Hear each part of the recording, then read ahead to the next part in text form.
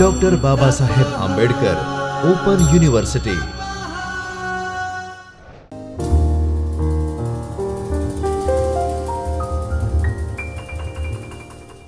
નમસ્કાર વિદ્યાર્થી મિત્રો, ડૉક્ટર બાબા સાહેબ આંબેડકર ઓપન યુનિવર્સિટીના ચૈતન્ય સ્ટુડિયોમાં હું ખુશ્બુ પ્રતીક મોદી, આસિસ્ટન્ટ પ્રોફેસર સંસ્કૃત, આપ સૌનું હાર્દિક સ્વાગત કરું છું. મિત્રો, પ્રથમ વર્ષ બીએના મુખ્ય સંસ્કૃતમાં આપણે કુલ 2 પેપર ભણવાના છે, જેમાં પ્રથમ પેપરનું નામ સંસ્કૃત ગદ્ય અને પદ્ય સાહિત્ય છે. આ પ્રથમ પેપરમાં આપણે કુલ 4 વિભાગનો અભ્યાસ કરવાનો છે, જેમાંથી આજે આપણે પ્રથમ પેપરના વિભાગ 2 એટલે કે રઘુવંશ સર્ગ 1ના નિયત શ્લોકોનો અભ્યાસ કરીશું. મિત્રો, આ પૂર્વેના લેક્ચરમાં આપણે પ્રસ્તુત વિભાગના પ્રથમ યુનિટનો એટલે કે રઘુવંશનો પરિચય પ્રાપ્ત કર્યો છે, અને ત્યાર પછીના લેક્ચરમાં દ્વિતીય યુનિટમાંથી કેટલાક શ્લોકોનો પણ આપણે અભ્યાસ કર્યો. મિત્રો, રઘુવંશની શરૂઆત શિવ અને પાર્વતીના નમસ્કાર કરવાથી થાય છે. ત્યારબાદ કવિ કાલિદાસે રઘુવંશી રાજાઓના ગુણોનું ખૂબ જ સુંદર શબ્દોમાં વર્ણન કર્યું છે, અને ત્યારબાદ શ્લોક 11થી 30માં દિલીપ રાજાનું વર્ણન શરૂ થાય છે. મિત્રો, રઘુવંશનો જે પ્રથમ રાજા થઈ ગયો તે રાજાનું નામ હતું રાજા દિલીપ. દિલીપ રાજા રઘુવંશી રાજાઓમાં પ્રથમ ગણાય છે, અને તેનું વર્ણન આપણે જોતા રહેલા છે. આ પૂર્વેના લેક્ચરમાં આપણે શ્લોક 11થી શ્લોક 16 સુધીનો અભ્યાસ કરી ચૂક્યા છીએ. તો ચાલો આજે આપણે તેનાથી આગળના શ્લોકોનો અભ્યાસ કરીશું.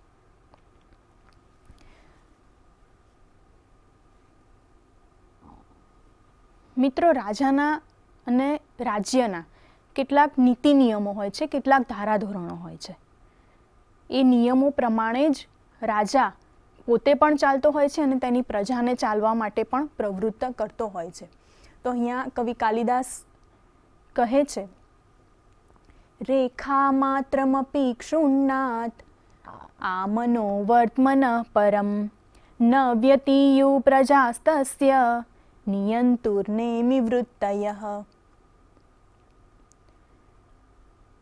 નિયંતુઃ તસ્ય નેમિવૃત્તયઃ પ્રજાઃ આમનોઃ ક્ષુન્નાત વર્તમનઃ પરમ રેખામાત્રમ અપી નઃ વ્યતીયુઃ. અહીંયા કવિ કાલિદાસ કહે છે નિયંતુઃ. નિયંતુઃ એટલે કે સારથી. સારથી જ્યારે રથ ચલાવતો હોય, રથ હાંકતો હોય, ત્યારે એના રથના પૈડાની જે ધાર છે એનો જે ચીલો હોય છે એમાંથી સહેજ પણ આડી અવળી થતી નથી. અહીંયા એ જ વાત કરવામાં આવી છે કે નિયંતુઃ તસ્ય નેમિવૃત્તયઃ. તેની જે નેમિવૃત્ત એટલે કે તેનો જે ચીલો છે એમાંથી એના પૈડાની ધાર સહેજ પણ રેખા માત્રમ અપી ન વ્યતીયુઃ, સહેજ પણ આડી અવળી થતી નથી. તે જ રીતે પ્રજાઃ આમનોઃ ક્ષુન્નાત વર્તમનઃ.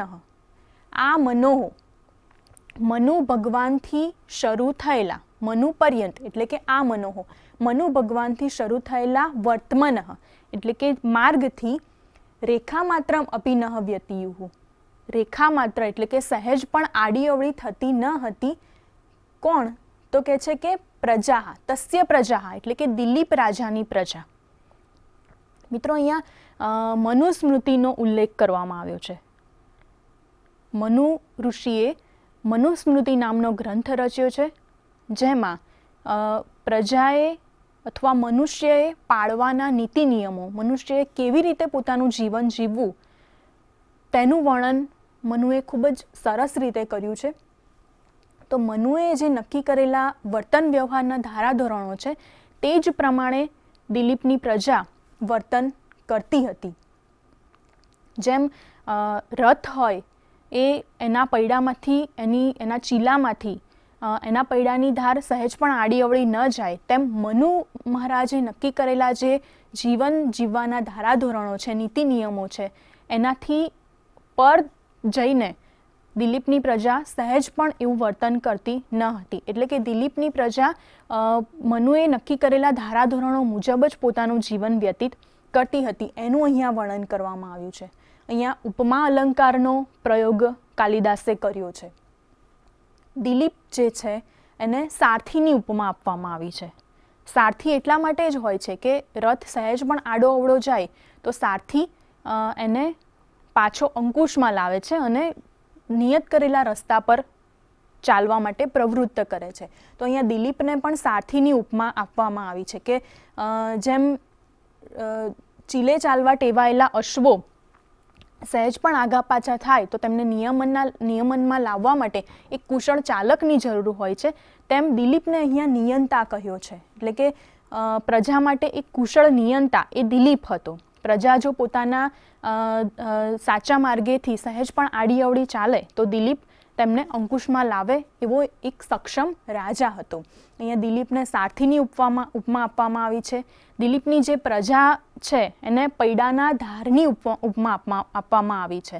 અને મનુ ભગવાને શરૂ કરેલી જે મર્યાદા છે, જે નક્કી કરેલા ધારાધોરણો, વર્તન વ્યવહારના નીતિ નિયમો છે, એને ચીલાની ઉપમા આપવામાં આવી છે, એટલે કે રસ્તાની ઉપમા આપવામાં આવી છે. એટલે અહીંયા સુંદર ઉપમા દ્વારા દિલીપ જે પ્રશંસનીય રીતે શાસન કરતો હતો એનું વર્ણન પ્રસ્તુત શ્લોકમાં કવિએ કર્યું છે. સુંદર ઉપમા અહીંયા પ્રયોજાઈ છે. તો હવે આપણે આગળનો શ્લોક જોઈશું. પ્રજાનામેવ ભૂત્યર્થમ સતાભ્યો બલિમગ્રહીત સહસ્ર ગુણમુત્સૃષ્ટમ આદત્તે હિ રસમ રવિ. મિત્રો, સૂર્યની ઉપમા દ્વારા અહીંયા દિલીપ રાજાની જે પ્રજાપરાયણતા હતી તો એનું આ શ્લોકમાં કવિ કાલિદાસે ખૂબ જ સુંદર રીતે ઉપમા દ્વારા વર્ણન કર્યું છે.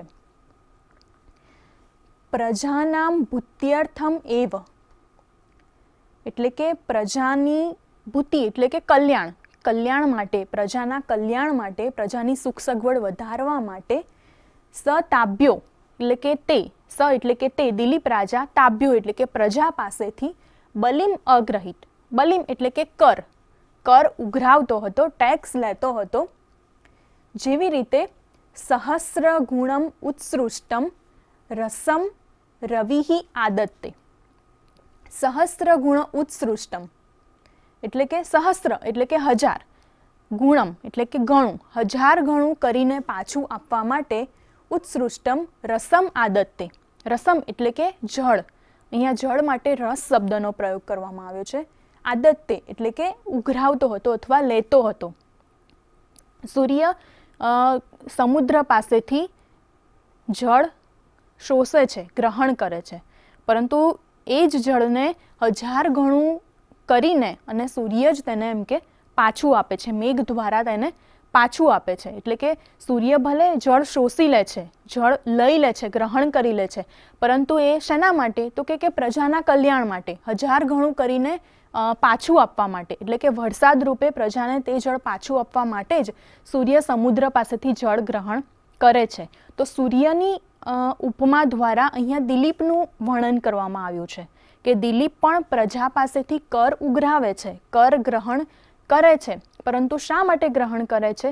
તો એ જ કરના દ્વારા જે સંપત્તિ ભેગી થાય તો એના દ્વારા પ્રજાના કલ્યાણના કાર્યો કરવા માટે, પ્રજાની સુખ સગવડ વધારવા માટે જ દિલીપ તે કરનો એમ કે ઉપયોગ કરતો હતો. તેવું અહીંયા કાલિદાસ કહે છે કે જેવી રીતે રવિહી એટલે કે સૂર્ય સહસ્ર ગુણમ 1000 ગણું કરીને ઉત્સૃષ્ટમ એટલે કે પાછું આપવા માટે જ રસમ આદત્તે જળને શોષે છે, તેવી રીતે દિલીપ પણ સહ એટલે કે દિલીપ પ્રજાનામ એવ ભૂત્યર્થમ પ્રજાના કલ્યાણ માટે, પ્રજાના સુખ સગવડ વધારવા માટે જ તાભ્યો બલિમ અગ્રહિત તેમની પાસેથી કર ગ્રહણ કરતો હતો, કર ઉઘરાવતો હતો.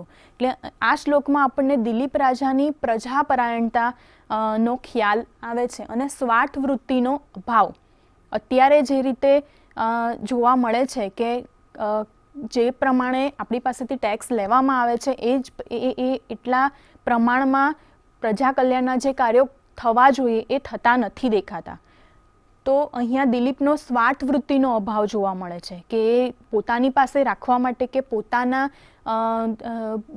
ભોગ માટે, પોતાની સુખ સગવડ માટે એ પ્રજા પાસેથી કર નહોતો ઉઘરાવતો, પણ એ પ્રજાના જ કલ્યાણ કરવા માટે, પ્રજાને જ 1000 ગણું કરીને પાછું આપવા માટે જ એમની પાસેથી કર ઉઘરાવતો હતો. મનુએ પણ મનુસ્મૃતિમાં કહ્યું છે કે પ્રજાની આવકનો જે 6ઠ્ઠો ભાગ છે એ કર તરીકે લેવો, અને એટલા માટે જ રાજાને ષષ્ઠાંશ વૃત્તિ કહેવામાં આવે છે કે પ્રજા પાસેથી 6ઠ્ઠો ભાગ કર તરીકે રાજા ઉઘરાવતો. તો અહીંયા સૂર્યની ઉપમા દ્વારા રાજા દિલીપના પ્રજાપરાયણતા અને સ્વાર્થ વૃત્તિના અભાવ વગેરે જેવા ગુણોનું કવિ કાલિદાસે સુંદર રીતે નિરૂપણ કર્યું છે. હવે આપણે આગળના શ્લોક તરફ જઈશું. સેના પરિચ્છદસ્તસ્ય દ્વયમેવાર્થ સાધનમ શાસ્ત્રેષુ અકુંઠિતા બુદ્ધિર મૌર્વી ધનુષી ચાતતા. અહીંયા કહ્યું છે કે તસ્ય સેના પરિચ્છદ, તેનું જે સેના હતી, તેનું સૈન્ય હતું, તે તો ફક્ત પરિચ્છદ એટલે કે શોભારૂપ જ હતું. તેની સેના લડવા માટે ન હતી, પરંતુ એક શોભા તરીકે હતી કે સેનાને જોઈને જ દુશ્મન ભાગી જાય, કે એને લડવાની જરૂર જ ના પડે, એવું એનું સૈન્ય હતું. દ્વયમ એવ અર્થ સાધનમ, દ્વયમ એટલે કે બે જ બાબતો, અર્થ સાધનમ એટલે કે તેના કાર્યમાં સાધનરૂપ હતી. કઈ બે બાબતો?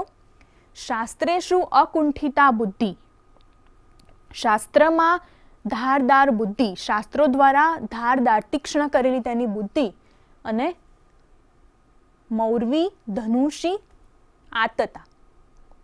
ધનુષી આતતા મૌર્વી એટલે કે ધનુષ્ય ઉપર, આતતા એટલે કે ચડાવેલી, મૌર્વી એટલે પણછ. ધનુષ્ય ઉપર ચડાવેલી પણછ, ધનુષ્ય પર ખેંચેલી પણછ, અને શાસ્ત્રોમાં ધારદાર બુદ્ધિ. મિત્રો, અહીંયા દિલીપના બુદ્ધિ અને બળનું વર્ણન કરવામાં આવ્યું છે કે દિલીપને સૈન્ય લઈને લડવા જવાની જરૂર જ ઊભી ન થતી હતી. તેનું સૈન્ય જે હતું એ તો ફક્ત શોભારૂપ જ હતું, પણ તેના કાર્યમાં બે જ બાબતો સાધનરૂપ હતી કે એક તો શાસ્ત્રોમાં ધારદાર બુદ્ધિ. આપણે કહેવત સાંભળી છે કે બળ નહીં પણ કળથી કામ આગળ વધે, એટલે બળની જરૂર ન હોય ત્યાં કળથી કામ કરવું જોઈએ. તો અહીંયા પણ એવું જ કહ્યું છે કે દિલીપની બુદ્ધિ જ એટલી શાસ્ત્રોનું અભ્યાસ કરીને તીક્ષ્ણ ધારદાર થયેલી હતી કે તેને એ બુદ્ધિ દ્વારા જે ઘણી બધી સમસ્યાઓનો ઉકેલ લાવી દેતો.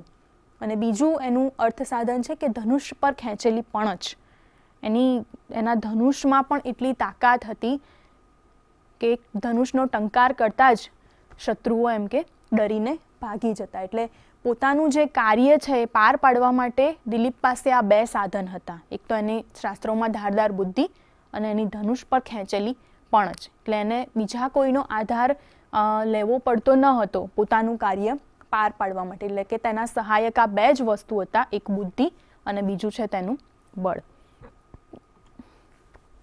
આગળનો શ્લોક જોઈએ.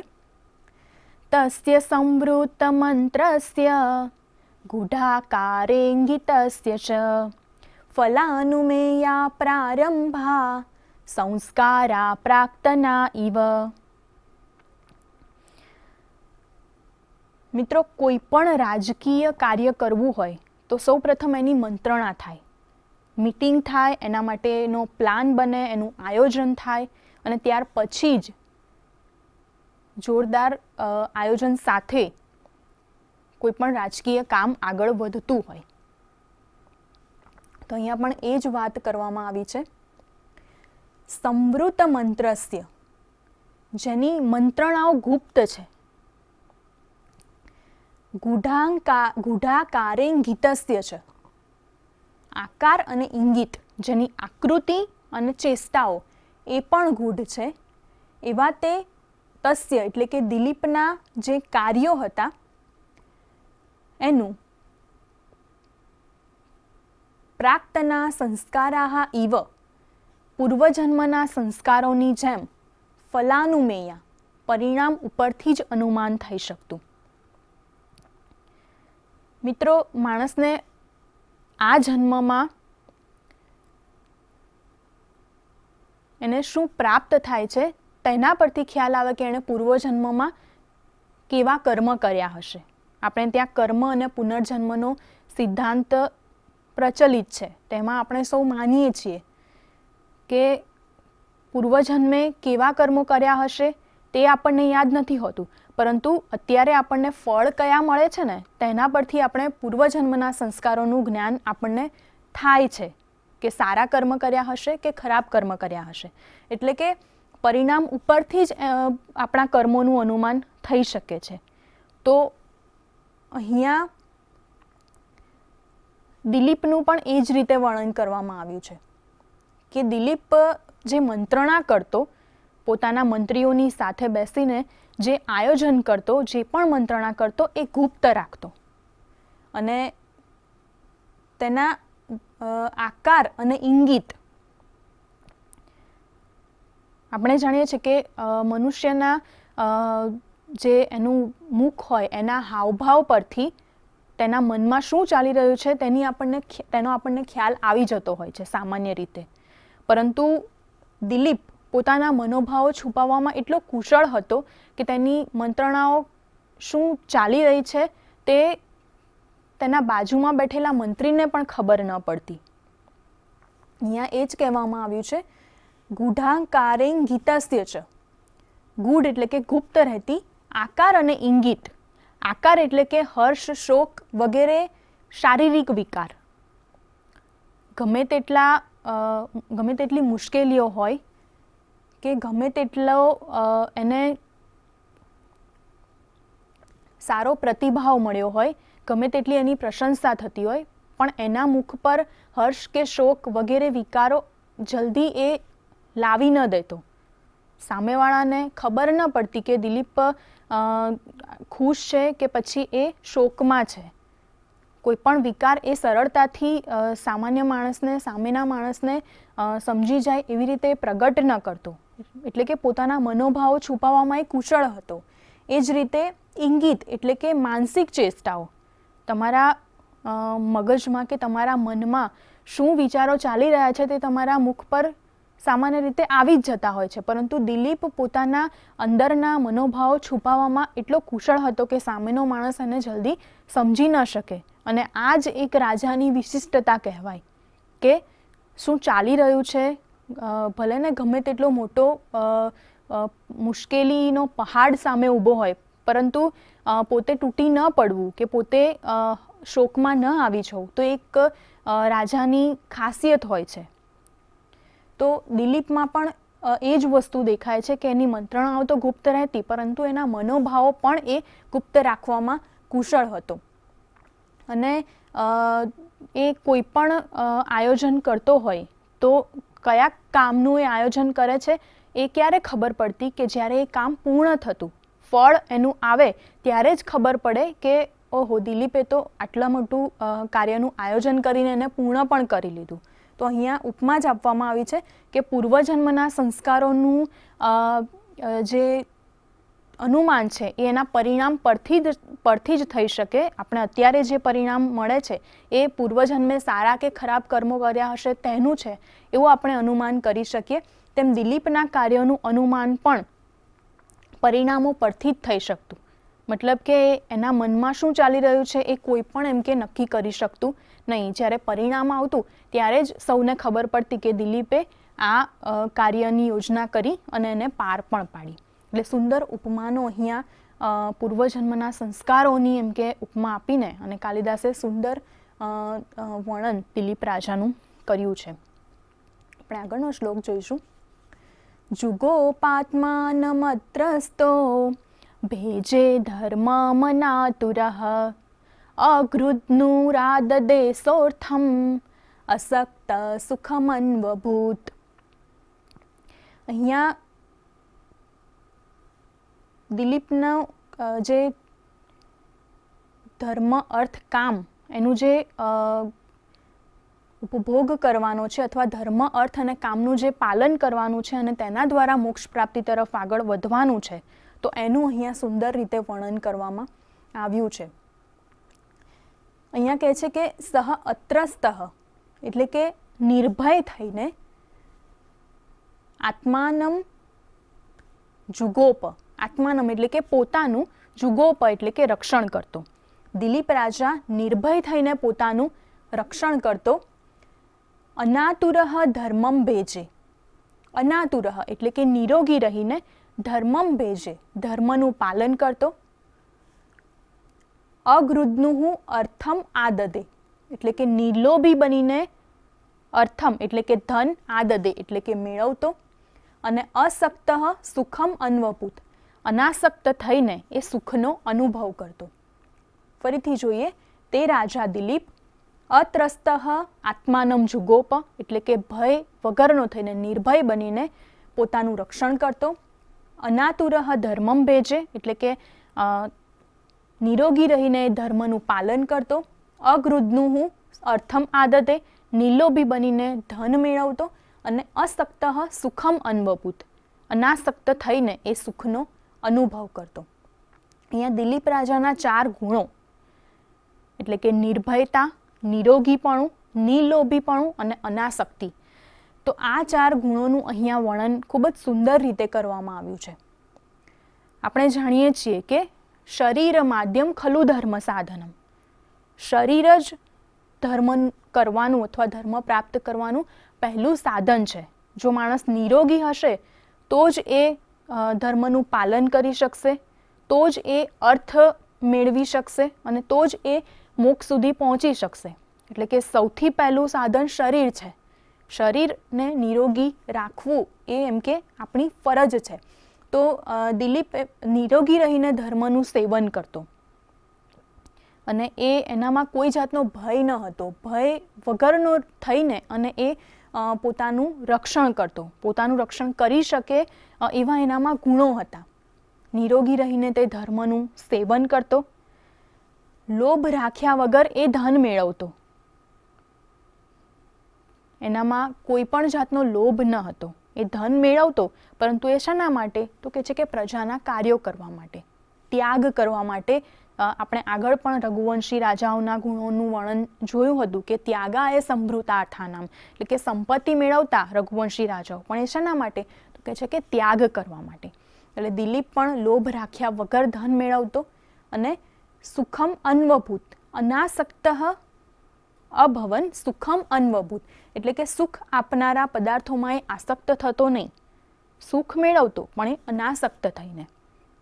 મિત્રો, ગીતામાં પણ કર્મફલ સંન્યાસ અને અનાસક્તિની ભાવના ભગવદ્ ગીતામાં એનું ખૂબ જ સુંદર રીતે શ્રી કૃષ્ણે કે વર્ણન કર્યું છે કે જેવી રીતે કમળ છે એ કમળના જે પર્ણો છે એ પાણીમાં રહીને પણ પાણીથી અલિપ્ત રહે છે, ભીંજાતા નથી. તેવી જ રીતે મનુષ્યએ પણ કર્મો કરવા જોઈએ પણ કર્મથી લેપાવું ન જોઈએ, કર્મો એના હાવી ન બની જવા જોઈએ. એટલે કે અનાસક્તિ રાખીને, અનાસક્ત બનીને અને મનુષ્ય કર્મ કરવા જોઈએ, મનુષ્ય સુખનો ઉપભોગ કરવો જોઈએ. આજે શું થાય છે કે માણસ સુખનો ભોગ કરવામાં એટલો બધો ડૂબી જાય છે કે પોતાનું જે સાચું પોતાનો જે માર્ગ હોય છે એના પરથી એ ચલિત થઈ જાય છે. એ માર્ગ પર ટકી શકતો નથી વધારે પડતો જ્યારે એ સુખી હોય છે, જ્યારે એ ખુશ હોય છે ત્યારે. પરંતુ સુખનો ઉપભોગ કરવો જોઈએ પણ એ સુખમાં આસક્ત ન થવું જોઈએ, સુખ આપણા પર હાવી ન થવા જોઈએ. તો દિલીપમાં પણ એ જ ગુણો આપણને જોવા મળે છે. એક અસામાન્ય પુરુષ અને એક લોકોત્તર રાજવી તરીકે દિલીપનું કાલિદાસે અહીંયા વર્ણન કર્યું છે. એટલે કે આપણે અહીંયા દિલીપના 4 ગુણો જોયા: નિર્ભયતા, નિરોગીપણું, અનાસક્તિ અને નિર્લોભીપણું. એટલે આ 4 ગુણો રાજા દિલીપમાં આપણને જોવા મળે છે. આગળનો શ્લોક જોઈશું. જ્ઞાને મૌનમ ક્ષમા શક્તો ત્યાગે શ્લાઘા વિપર્યય ગુણા ગુણાનુબંધિત્વાત તસ્ય સપ્રસવા ઇવ. મિત્રો, અહીંયા દિલીપના દિલીપમાં ગુણો હતા, સાથે સાથે વિરોધી ગુણો પણ રહેલા હતા. એટલે કે જ્ઞાને મૌનમ, જ્ઞાની હતો, જ્ઞાન હતું એની પાસે, છતાં પણ એ મૌન રાખતો. ત્યાગે શક્તો ક્ષમા, એટલે કે શક્તિ હોવા છતાં એ ક્ષમા આપતો. અને ત્યાગે શ્લાઘા વિપર્યય, ત્યાગ કરવા છતાં એ આત્મપ્રશંસાથી દૂર રહેતો. તસ્ય ગુણાનુબંધિત્વાત સપ્રસવાહા ઇવ, તેના ગુણો છે એ ગુણોના જ સહચારી હોય, તેના સહોદર જેવા હતા. સપ્રસવા એટલે કે સહોદર જેવા હતા. અહીંયા દિલીપ રાજાના 3 ગુણોનું વર્ણન કરવામાં આવ્યું છે. એક તો મૌન, બીજું છે ક્ષમા, અને ત્રીજું છે આત્મપ્રશંસા થી દૂર રહેવું. દિલીપ પાસે જ્ઞાન હતું, છતાં એ મૌન રહેતો. મિત્રો, જે વ્યક્તિ જ્ઞાની હોય એ ક્યારેય બીજાને બોલવા ન દે.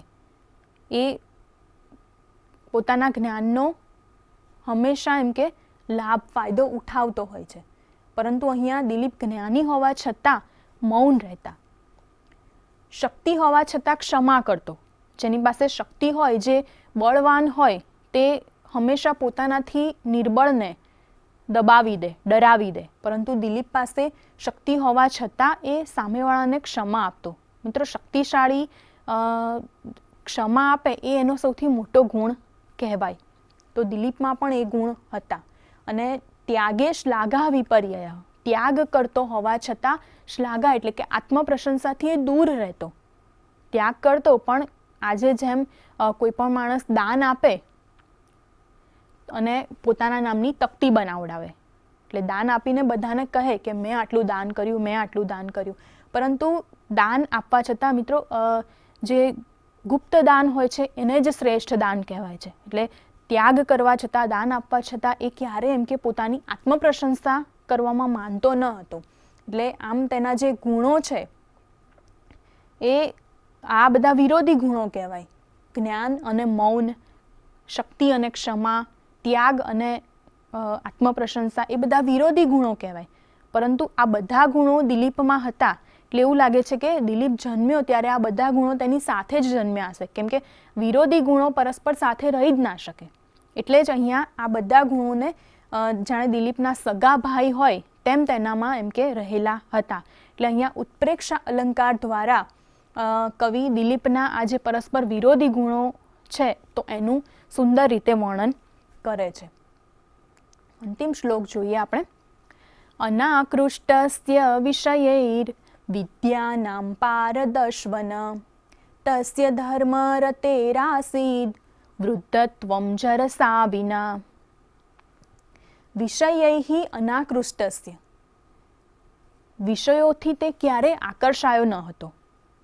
વિષયો એટલે કે જે રસ છે, જે આપણે જેનો પણ ઉપભોગ કરીએ છીએ, તે દરેક વિષય, તો એ વિષયોથી અનાકૃષ્ટ એટલે કે તે ક્યારે આકર્ષાયો ન હતો. વિદ્યાનામ પારદર્શવન, વિદ્યાઓમાં તે પારંગત બન્યો હતો. અને ધર્મરતેઃ તસ્ય, એ ધર્મમાં એની પ્રીતિ હતી. ધર્મરતેઃ, રતિ એટલે કે પ્રીતિ, ધર્મમાં એની પ્રીતિ હતી. તસ્ય જરસા વિના વૃદ્ધત્વમ આસીત. જરસા એટલે કે ઘડપણ, અને વૃદ્ધત્વ એટલે કે વૃદ્ધત્વ. તેને ઘડપણ આવ્યા વિના જ વૃદ્ધત્વ આવ્યું હતું. મિત્રો, આપણે જ્યારે માણસની ઉંમર વધે ત્યારે એને કહેતા હોઈએ કે તે માણસ ઘરડો થયો. ઉંમર વધે એટલે ઘરડો થયો, પરંતુ વૃદ્ધત્વ અને ઘડપણ એ બંને અલગ અલગ શબ્દો છે. વૃદ્ધત્વ એટલે જ્ઞાન અને બુદ્ધિથી અને અનુભવથી જે મોટો થયો છે તેને વૃદ્ધ માણસ કહી શકાય. અને ઘડપણ એટલે કે જે ઉંમરથી મોટો થયો છે. તો અહીંયા પણ એ જ કહે છે કે તેને ઘડપણ નહોતું આવ્યું, તે ઉંમરમાં એટલો મોટો નહોતો, પરંતુ તેને વૃદ્ધત્વ આવ્યું હતું. કયું વૃદ્ધત્વ? તો વિદ્યા વૃદ્ધત્વ એટલે કે તેની વિદ્યાથી તે પારંગત થયો હતો, વિદ્યાથી તે મહાન થયો હતો. વિષયોથી આકર્ષાયો ન હતો એટલે કે અનાકૃષ્ટત્વ તેનામાં હતું.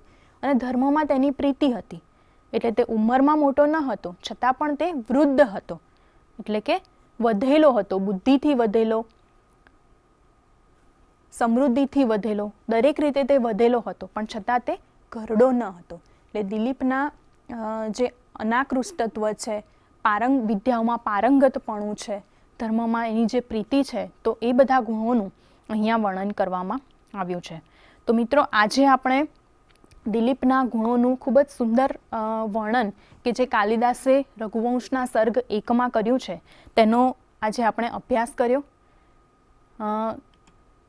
અહીંયા સ્વાધ્યાય કાર્ય પણ આપવામાં આવેલું છે. તેના દ્વારા એ પ્રશ્નોના